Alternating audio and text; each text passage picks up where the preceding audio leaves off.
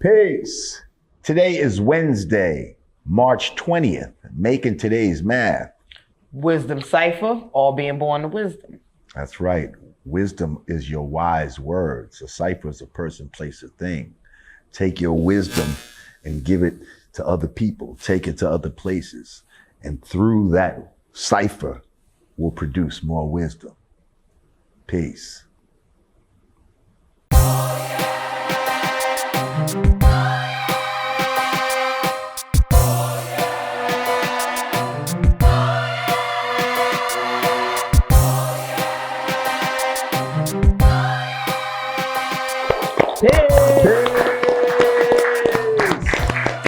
Welcome back to the Yanadameen Godcast. I'm Lord Jamar. I'm Digga. We got fact checker rage back there, not fat checker rage, fact checker rage.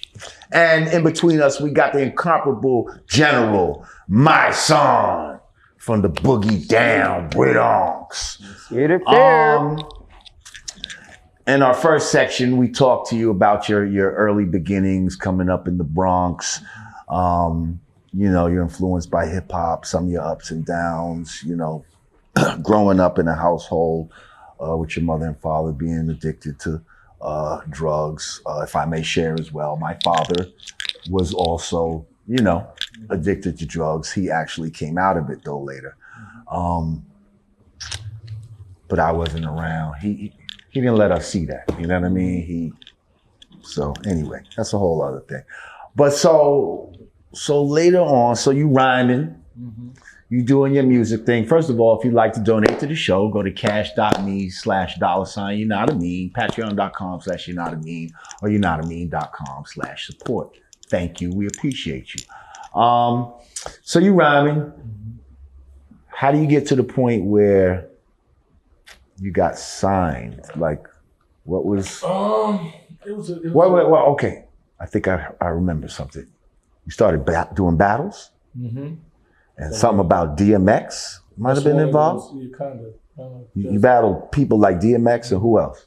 I battled DMX. And this is before he was out, or he was. This is when he first dropped his first album. Oh, really? Oh, okay. Oh, wow. Because I know X from Yonkers, because I'm from up there. But go ahead. So when he dropped his first album. And you say you battled Shine. That was the other one. That was like kind of like my first introduction into it. We battled at Justin's one day. Wow. Shout out to Justin's. Nori gassed it up. Oh yeah. In typical Nori fashion. Shuts out Nori. What? So who was he gassing for? Was he on your side or who? He was just gassed it up because him and Sean was just out there rhyming. You know what I'm saying? And I was just trying to, you know, moving around. I had a couple of meetings with a couple. I had met with Puff. And all of them was thinking about signing me. How though? You see, how you jump from just being a nigga in the Bronx to now you can meet with Puff? Because that's my man Tone from Queens. You know, he was like my OG. You know, okay. I met him through a mutual acquaintance, and he heard me rhyme and said, "Yo, you nice." So he just walking me in offices. Oh, so he's a door walker. Yeah, he just walking me in offices, and they like, "Yo, we're gonna do something." But it got intense when I did the battle with Sean Justice, because it was, you know, industry nights on Tuesdays. Right. It was everybody from the industry. Right. Was there. Chris Lighty was there. Harv was there. Everybody was there. So it was just a big thing. Sean was out there rhyming with Nori. And Nori had just finished letting me hear Man from TV. Oh, shit. He was playing in his car, and I was just sitting there like, this is one. I'm like, I just wish I could get on this track. So wow. He was like, yeah, man, not this track. I'm eating. But you keep trying. And Matt was my lawyer, Matt Middleton. Oh, wow, okay. So shout out to Matt. He's seen it. He's like, yo, they out there battling. Oh, wow. So I came out there. So he gassed. So he let Mike get in. So Nori had never heard me rhyme. He just had heard of me, and then Sean had just got signed to Puff. So it just turned into like I just came in there, and I was trying to take everybody's head off. Mm-hmm. I know that's I was right. young and hungry. They was just like, what is? And then next thing you know, Nori was like, calm down, man. You trying to kill people. See, Nori is the baddest man hit my hand to. Remember I told you how back in the day when people wanted to like see people fight, like hit my hand. Exactly. Right. Nori's that guy. He's definitely that guy. So he was like, oh, all right, kill him. He's like, you go, Sean. So he just created a battle. Right. Yeah.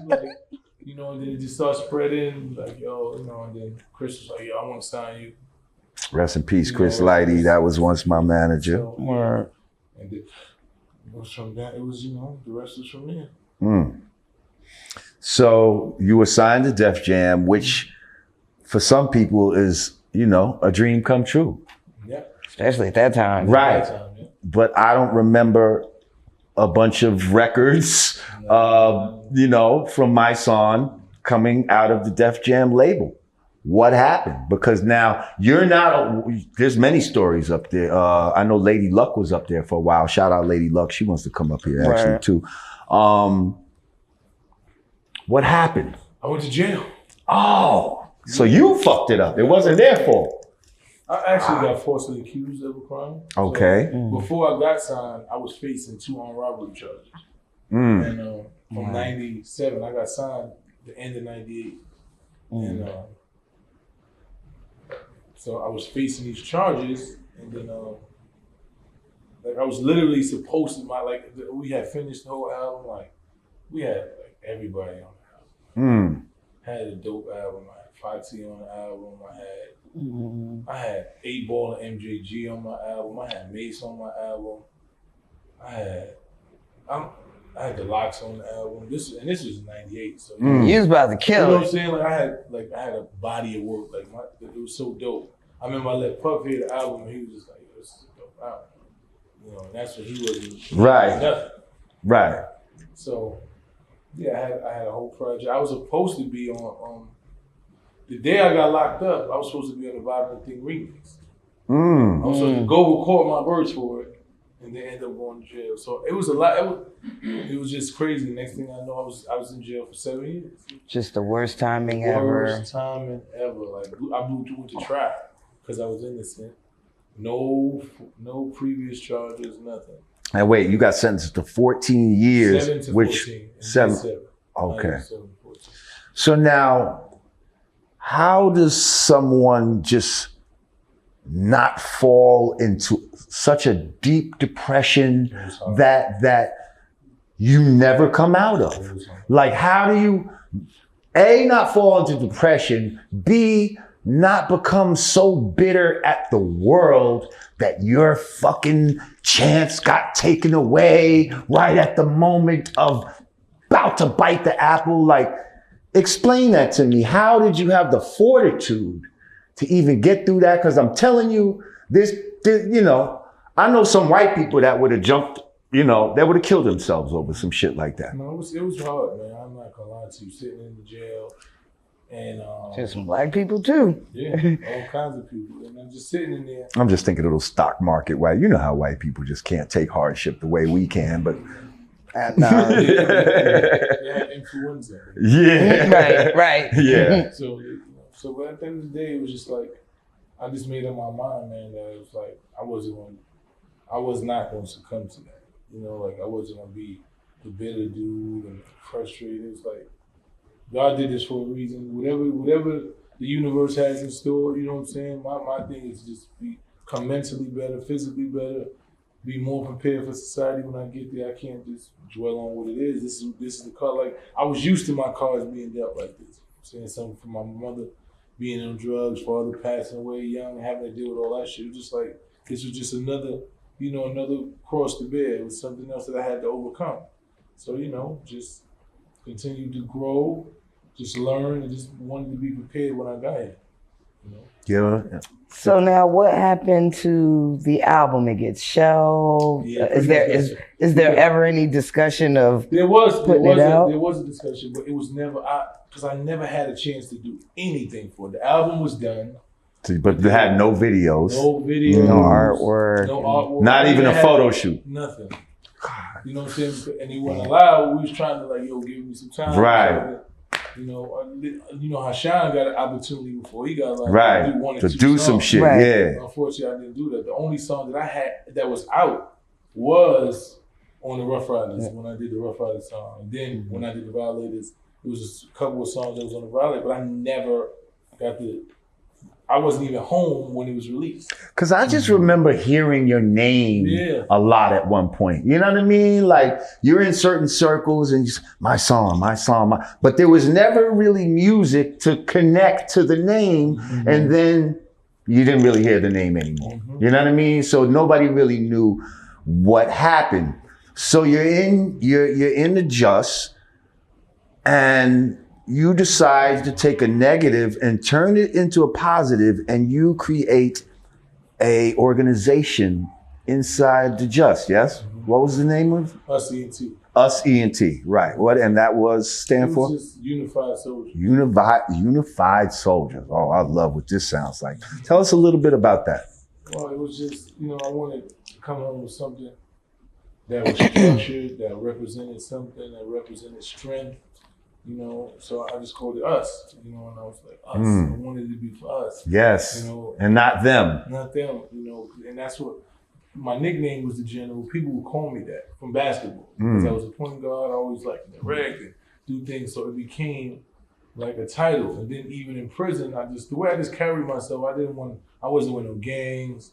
I was just by myself or with people that was doing stuff positive. I was influencing the older dudes to be positive. Like, they was like, yo, you inspire me to want to do, so it became like a badge, something that I wore. So I was so militant that I utilized that. I'm like, this is what I want. Whatever I do to be, I want it to be structured properly. I want it to be about people who's doing something positive, mentally, physically fit. Like, this was my whole goal, to come home. Because I was like, I'm not coming home to waste my time. Right. You know what I'm saying? I'm not coming home to just sit around and do what everybody else doing. I'm not getting involved with the negativity. I'm not doing none of that. First of all, how long have you been home? Right now, I've been home 12 years. Wow, okay. I came home in 2006. No, end of 2006. Now, for a lot of people, they end up just going right back. So you got that positive spark. Yes, congrats for not being a jail. statistic. That's right. Congratulations. So now, but how did you keep that flame going? How did you now say, my song's about to take that energy and even go further with it, and I'm gonna be out here in the community, and I'm gonna strive to speak for the people, and I'm going to rallies, and I'm fucking flying places and driving. I don't even be knowing how you get to half these places, to be honest. Like, just wake up there. Who's funding some of this stuff? Actually, Seriously, before you answer that question, I have a question. Did you go through a phase like when you first came home, like fuck that, I'm about to be that nigga? Yeah, did you go through like a disillusion phase? But it was never disillusion. Not disillusion, but you know what I mean? It was like, yo, some ego shit. Thinking you can pick right back up where, You know what the thing is? I think that's why I never went to prison. I mean, that's why I never went back to prison. Okay. Because I never thought that. Okay. Like, I came home and planned. I used to tell people like, yo, you gonna go home and do this? I'm like, you don't know. I've been going 7 years. Life has changed. No, that's good. A lot of people don't realize that. 30 days, life changes. You don't understand the reality of what's going on. You don't plan to fail. See, I came home with the expectation not to win and have to continue. Like I've said, there's gonna be more people that tell me no than yes. There's gonna be more obstacles than there's gonna be doors that's open. So I understood that. So when I came home, like, yo, I knew I had the work ethic to be whatever it was gonna take, whatever it was gonna do, I was gonna do it. I came home, mixtapes, running around, but I was stifled because coming home on parole, you can't even travel. So when you have opportunities, you got a lot of these dudes that want to, yo, I want you to fly out here to Atlanta, come out here to Vegas, yo, we want to do this. Tony Drake and them, yo, we want to come out here, yo. When I first started again, yo, I had parole wouldn't let me go nowhere. So that was stifling in itself. So you trying to build here, and you know how New York is, they ain't trying to help you do nothing. You got to already be hot. Right. You know what I'm saying? So right. It was just then you got the stigma. Oh yeah, he was already done. Nobody want to hear that. It's over. You know. So you gotta. There's a lot of mental strength and a lot of fortitude that you gotta have to just keep going. So just doing music, I always, you know, the transition to what you talking about was probably like 6-7 years ago. And that's when the transition came, because it was from music. And I met a friend of mine who's now a friend of mine named Tamika Mallory, who is like one of the biggest shouts out to Tamika. We were on a panel together at the Congressional Black Caucus. And, I met her doing a fundraiser she had at Christmas. She was giving a giveaway, and one of my friends, Mita, who does all of the giveaways and a lot of community stuff and connects artists and stuff, she is like, yo, I want you to come do giveaways. And I met her there, and then we started talking. She's like, yo, what do you do? Boom, boom. At that time, I was doing personal training.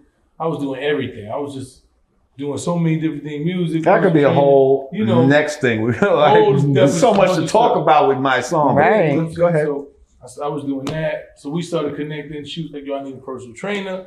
I started a personal trainer. Then she was like, what else you do? I let her hear music. And I had did this song for Trayvon Martin. And with a video and everything. And I let her see it. And she was just like, yo, this shit is phenomenal. Like, we need you in this work. She was working with Trayvon's mother. And, you know, they was really close. She was like, yo, his mother would love this. Like, I want to hook you up with my friend who has this organization where they connect artists and stuff and stuff. And I was going into prison, speaking to kids and helping them do music in prison as an alternative to violence. And one day, a man gets choked outside for selling Lucy. And in the borough that I live in. And that was the first protest I ever went to. Right in front of the store that I would sometimes go get my black soap from. Yeah. And I went to that protest. And from that protest, I'm morphed into just a full-grown civil rights. Like, I always had the spirit of it because I always felt like I was a superhero anyway. I was in school. I used to protect the kids who was getting bullied by the bully. Like, I always wanted to be right. You know what I'm saying? So that, and then when I went to that march and I was sitting out there and we was just moving in unison and we was like, hey, we're going to jail. And I had never went to jail for something that was positive. Right. You know what I'm saying? So 10? It almost felt good. You know what I'm saying? And I was like, yo, whatever. We got locked up and then you felt like you was making change and it was like, yo, this is what I need to be doing. You know what I'm saying? This is where I feel comfortable. There's a saying that I heard a long time ago. I've shared it before. It says, many shall come, but only a few shall be chosen. And those that are chosen choose themselves. Okay? You're a chosen one. And you chose yourself to be chosen. You see what I'm saying? To be in the position that you are now. Like, I feel like, you know, back in the days, you had Malcolm and Huey and all these type of, they didn't necessarily look at themselves the way we look at them now. Right. They was just regular niggas just speaking for their people the way we're doing now. Right. But some of them had the presence of mind, especially to put it down on film.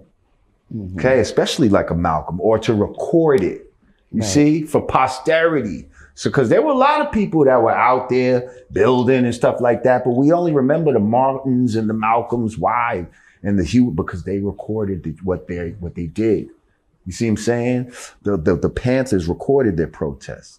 So in the age now, you see that we're living in, we are becoming the Malcolms and the Martins and the Stokely Carmichaels of today. You see what I'm saying? Without even necessarily saying— And cameras everywhere. Right. Not necessarily saying that's who you want to be, but in your mind, it's like, you kind of know that's the role that you're filling in a way, because who else is doing it? And it's needed. Like, that's what made me start speaking out in a way. It was like, yo, there's a lot of shit that needs to be said, especially from a certain perspective, a certain frame of mind, and it's not being represented out here.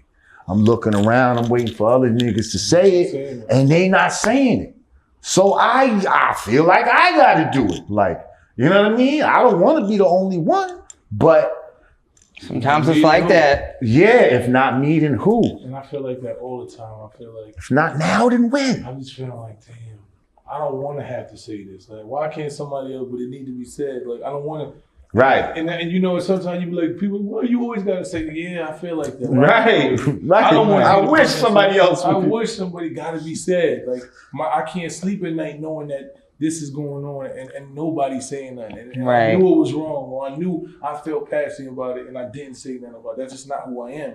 So, you know, I just said, it gotta be my mission. It gotta be my purpose. A better question is, why don't more people feel like exactly. I feel? That's what I be saying. I said all the time, like, no, why am I saying something? Why are you not saying it? So how are you get, like, I just see you on the bridge in Selma. Like, what was that, last week? How are you getting to these places? Are they flying you out there? Like, how does it, or is this on your own dime? Sometimes it's on the own dime. Sometimes, you know, we work with an organization called the Justice League where we were able to raise funds, you know, because we do this work and people have seen us do this work. You know, the Breakfast Club helped us raise a lot of money like last year for our organization. Good.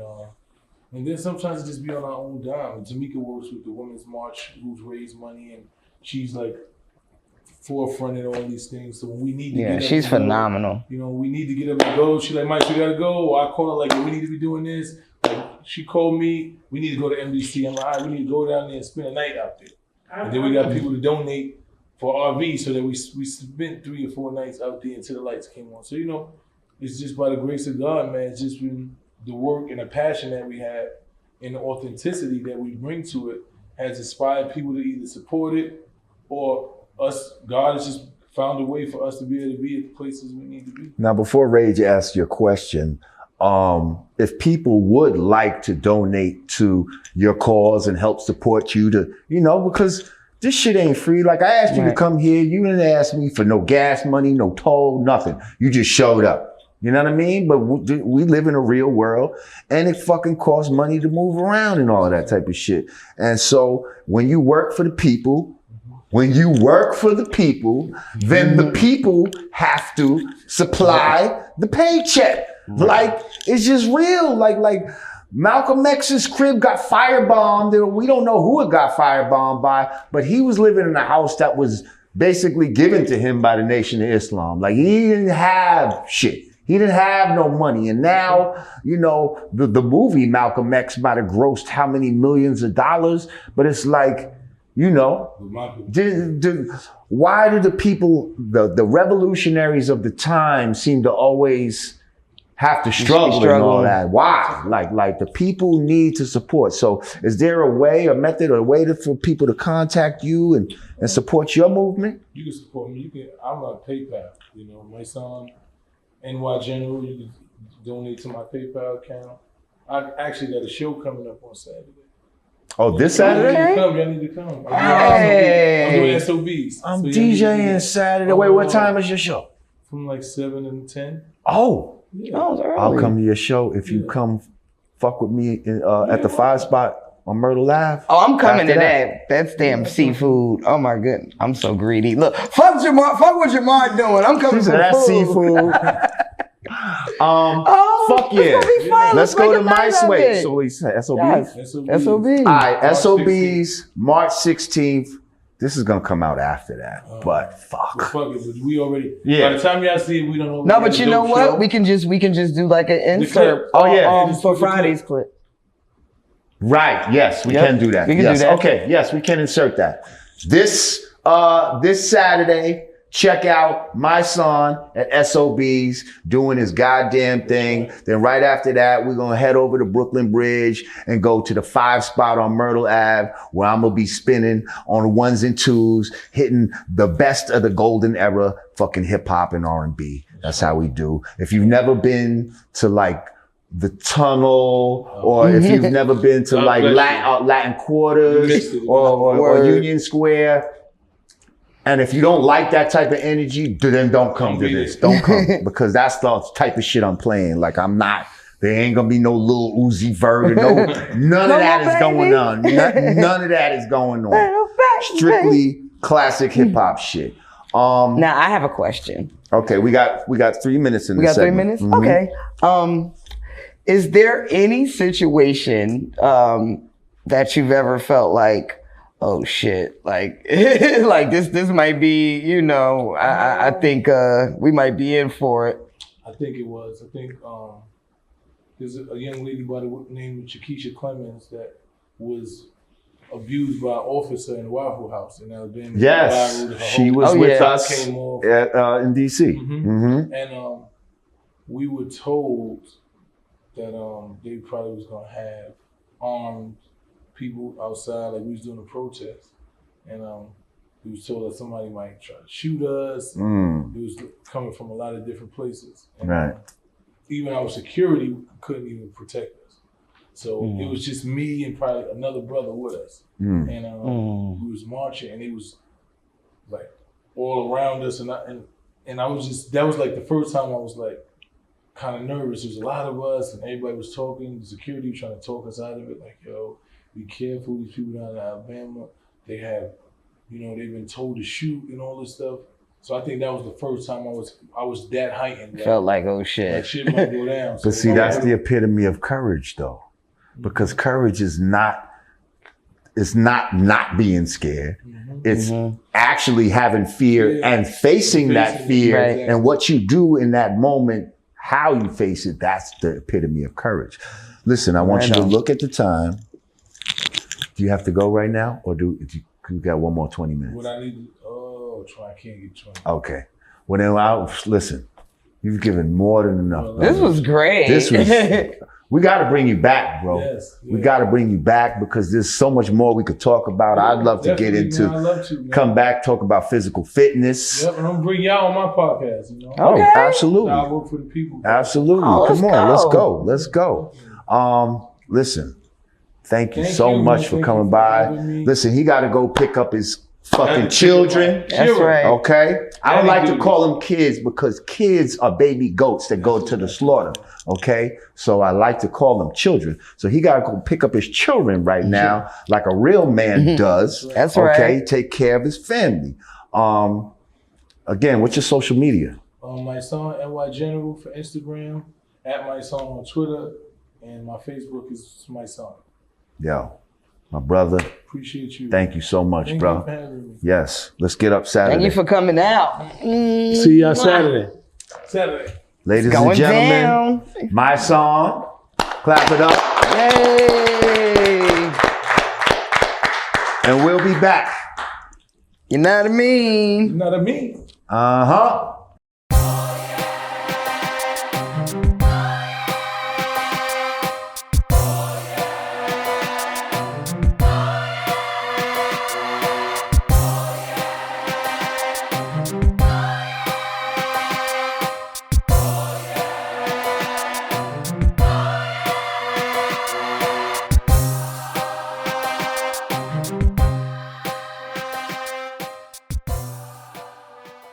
Brooklyn's historic The Black Lady Theater is now taking bookings. Host your next birthday party, concert, networking event, baby or bridal shower, wedding, art show, gala, corporate event, live stage play, audition, and so much more. At the one and only The Black Lady Theater. Mention code GODCAST for 15% off your rental fee. Code good for the first time customers only. Valid for a limited time. Call 718-771-0900 to book your event today.